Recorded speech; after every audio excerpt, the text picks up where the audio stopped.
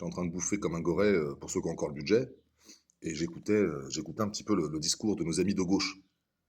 Alors, hasard ou réalité scientifique, je viens de me faire démonétiser sur YouTube. Donc tu peux soutenir maintenant officiellement cette chaîne, qui n'a aucune aide, aucune subvention, qui n'en a jamais eu d'ailleurs. Mais officiellement, ils m'ont démonétisé ma chaîne, c'est-à-dire que je ne suis plus partenaire YouTube, donc vous n'aurez plus de pub. Donc merci d'avance à ceux qui m'ont filé un petit coup de main.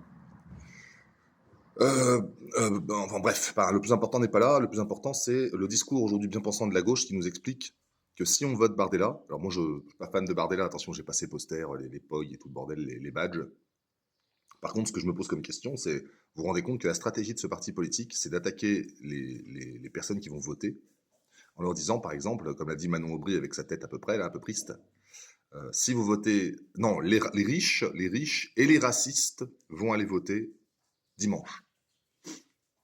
Pour Bardella, évidemment. Donc les riches et les racistes. Donc le clivage qui est proposé aujourd'hui par cette gauche bien pensante, c'est les pauvres, qu'ils sont censés représenter, pardon, face aux riches, qui incarneraient Bardella, finalement.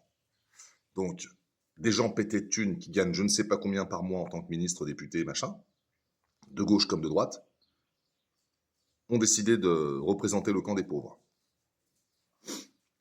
À l'image de Mathilde Panot, quand elle est allée s'asseoir dans une tente qui elle-même était dans une tente, qui elle-même était dans un bungalow, dans un T4, voire un quadruplex position.